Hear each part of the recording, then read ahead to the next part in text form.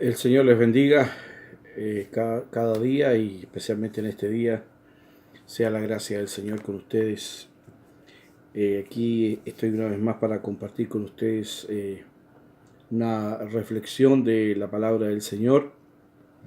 Eh, la, la palabra del Señor es viva y eficaz y es como una espada de doble filo, dice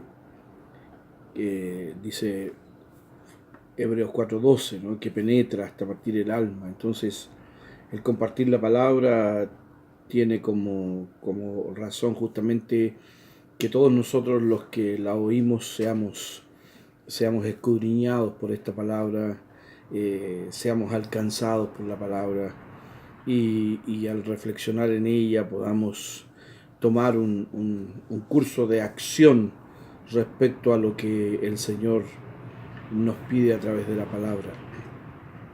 Durante el ministerio de Jesús hubieron muchos incidentes, muchas situaciones que se dieron eh, eh, entre él y las personas, los grupos de personas, etc. Y en este caso yo quiero compartir el encuentro que tuvo el Señor con una mujer. Este es para la época, para la costumbre, es extraño. Los propios discípulos se extrañaron de que hablara con una mujer. Y Juan, que lo escribe en el capítulo 4 del Evangelio, pone esa nota ahí en el capítulo 4 de que hablaba con una mujer samaritana, aún más. Es decir, no solo era una mujer, sino según los propios judíos, no era una mujer con la cual se podía establecer una conversación. A más de eso, de ser samaritana, de lo que se descubre, ¿cierto?, por el relato que nos hace Juan acerca de la vida de ella. Pero aquí hay que fijar, o más bien yo quiero fijar la atención en algunas cosas puntuales que muchas veces se repiten cuando nosotros compartimos el Evangelio. Las personas normalmente tratan de escapar del Evangelio, de escapar de la predicación o de que se les comparta el Evangelio de Jesucristo. Y usan entonces siempre evasivas, siempre usan excusas para no oír o para decir no, eso no es para mí. Tal cual es probable lo hayamos hecho nosotros cuando alguien quiso compartirnos la palabra. Bueno, el Señor tiene este encuentro con esta mujer y junto a un pozo en una aldea samaritana. Y el texto dice que Juan escribe, dice que le era necesario pasar por Samaria. Es decir, esto nos lleva a entender que el Señor Jesucristo no hizo un viaje por Samaria simplemente por acortar camino, sino que había un propósito, había una razón por la cual estaba allí. Y esa razón y ese propósito justamente tenía que ver con esta mujer que se encontraba con una necesidad muy grande en su vida. Entonces el Señor se sienta junto al pozo y vino la mujer samaritana para sacar agua, y el Señor establece el contacto con una petición a la mujer. Le dice: dame de beber. Entonces la mujer, probablemente sorprendida por esta petición, de alguna manera ella entendía, no solo por digamos, por el hecho de ser un varón el que le estaba diciendo, sino por alguna razón ella podía identificar a Jesús no como un varón de la aldea local o de la región, porque le dice en el versículo 9, le dice: ¿cómo tú, siendo judío, me pides a mí beber, que soy mujer samaritana? que soy mujer samaritana, dice, es una pregunta, ¿no? Y luego se añade ahí porque judíos y samaritanos no se tratan entre sí. Entonces, al enfrentar, hasta aquí nosotros no sabemos la razón de por qué la mujer está poniendo aludiendo a esta diferencia, pero es una diferencia racial. Tú eres judío, yo samaritana. Nosotros pensamos, bueno, justamente por esta disputa, por esta diferencia y una diferencia bastante odiosa que había ahí, ella dice, tú eres judío, yo soy samaritana. Entonces nosotros deducimos, ¿no es verdad?, que está tratando de escabullirse, imponiendo o poniendo por delante una barrera que es una barrera racial. ¿Cuántas veces nosotros o las personas a quienes les hablamos del Evangelio han actuado de esta misma manera? ¿Cuántas veces nosotros lo hicimos antes de conocer a Cristo? Que tuvimos esta y otra más excusa para decir no quiero, no me hables, no me interesa. No solo la mujer lo hizo por una cuestión racial, que era probablemente un buen punto para decir por qué me estás dirigiendo la palabra, y probablemente podría haber sido producto de un resentimiento racial también, porque los samaritanos habían sido expulsados de entre los judíos, no les permitieron nunca más ir al templo ni ser parte del pueblo. Entonces probablemente ella está poniendo esta excusa. Podemos descubrir más adelante que tiene otra razón también esto. Bueno, el Señor entonces responde a la interrogante o a la barrera, le responde con palabras que van a sorprender más todavía a la mujer, porque el Señor le dice, si conocieras el don de Dios, ¿y quién es el que te dice dame de beber? Tú le pedirías y él te daría agua viva. Es decir, el Señor está intentando revelarse a la mujer, intentando mostrarse, presentarse delante de esta mujer que podemos descubrir con toda la lectura que era una mujer que tenía una necesidad y que probablemente no encontraba en sus pares de su propia aldea o pueblo esa satisfacción que tanto necesitaba. Y el Señor está diciendo, si tú supieras, es decir, si se te revelara ahora quién soy yo, tú estarías pidiéndome a mí que te dé. Bueno, ella no entiende eso y usa ahora una imposibilidad física del Señor diciendo, mira, tú de dónde pues vas a sacar agua si el pozo es hondo, es difícil de que tú puedas sacar agua para darme. Pero el Señor le dice a la mujer, cualquiera que bebiere de esta agua, refiriéndose al agua del pozo, volverá a tener sed, más del que bebiere el agua que yo le daré no tendrá sed jamás, sino que el agua que yo le daré será en él una fuente de agua que salte para vida eterna. Es decir, el Señor le está diciendo, no es de esta agua, no es de este pozo del que yo te estoy ofreciendo el agua, y el pozo que yo te ofrezco, el agua es mejor y el pozo es más profundo. Entonces la mujer está tal vez confundida escuchando estas cosas, y entonces inmediatamente el Señor, por alguna razón obvia o lógica o lo que sea, el Señor le dice a la mujer, bueno, llama a tu marido y ven. Y aquí comienza entonces a descubrirse el problema y el corazón de la mujer. El Señor entra en la intimidad de la vida de esta mujer, que tal vez es la razón por la que ella está sola en el pozo sacando agua. Los comentaristas bíblicos dicen que habían dos tipos de pozo. Uno en la aldea misma, que era donde las mujeres sacaban agua al terminar el día o antes de finalizar el día, y otro estaba fuera de la ciudad, que era donde se le daba agua a los animales.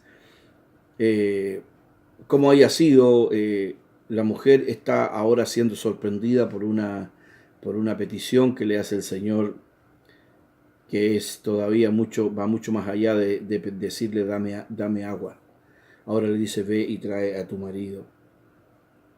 Y ella entonces responde con la mitad de la verdad, ¿no es cierto? Nosotros al leer, ella dice, no tengo marido, y Jesús entonces descubre el corazón de ella diciendo, bien has dicho, no tengo marido, porque 5 maridos has tenido y el que ahora tienes no es tu marido. Esto has dicho con verdad. Entonces aquí comenzamos a ver una luz de cuál era el problema de esta mujer. Tal vez no era muy querida en su entorno, y por eso estaba solitaria allí cerca del pozo, tratando de conseguir agua. Bueno, ella dice, Señor, me parece que tú eres profeta.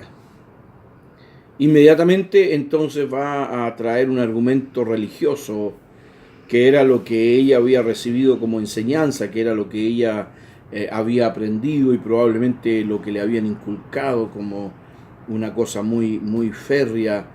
Este es el lugar donde adoramos. Ella dice, nuestros padres adoraron en este monte, estaba refiriéndose al monte Gerizim en Samaria, donde los samaritanos tenían su templo.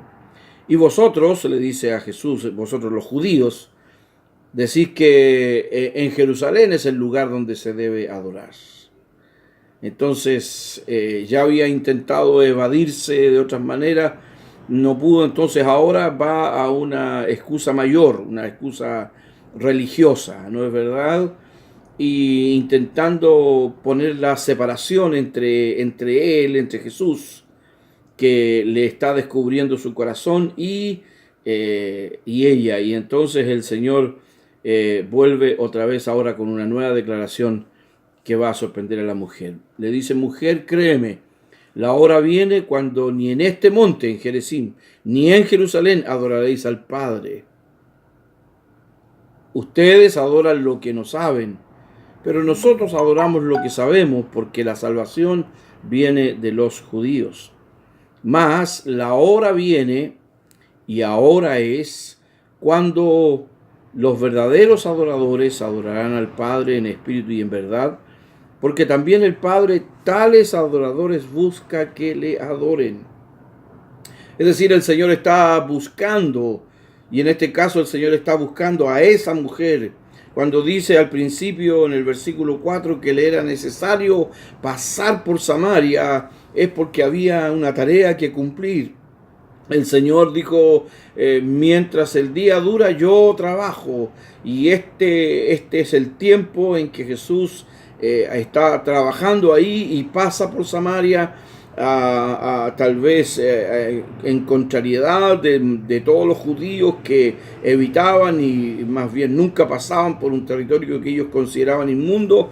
Pero el Señor pasa por Samaria porque le era necesario, y aquí está la necesidad. Una mujer que está absolutamente confundida, vacía en su corazón, sin expectativas en su vida, y el Señor ahora le está diciendo, no te preocupes, porque ya no será necesario un templo, ya no será necesario un lugar físico, ya no será necesario un lugar hecho de manos, porque lo que Dios busca, lo que el Padre busca, dice Jesús, son verdaderos adoradores que le adoren en espíritu y en verdad.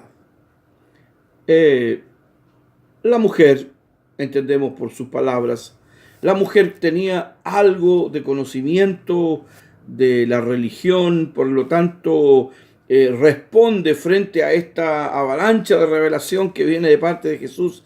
Para ella responde con algo que seguramente le había sido enseñado. Le dice, sé que ha de venir el Mesías, llamado el Cristo.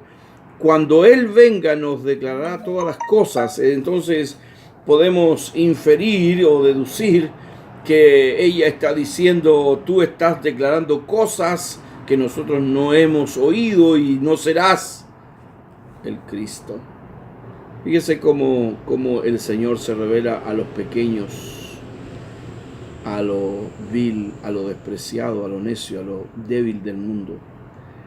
Que los sabios, los poderosos, los que han alcanzado sabiduría de este mundo, frente a la verdad de Dios se bloquean y no les queda otra que negar la existencia de Dios, mientras que una mujer que está en una maraña de su vida está entendiendo que es probable que este sea el Mesías llamado el Cristo. Y por esa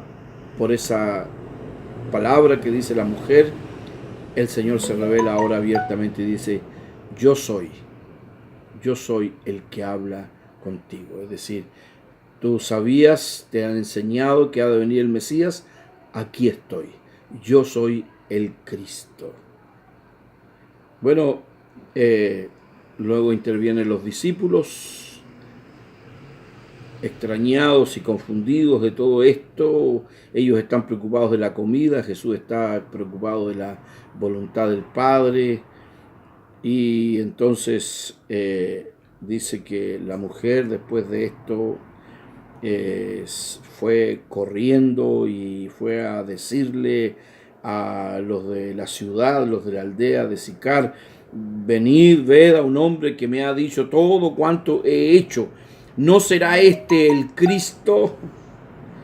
Entonces salieron de la ciudad y vinieron a él. Bueno,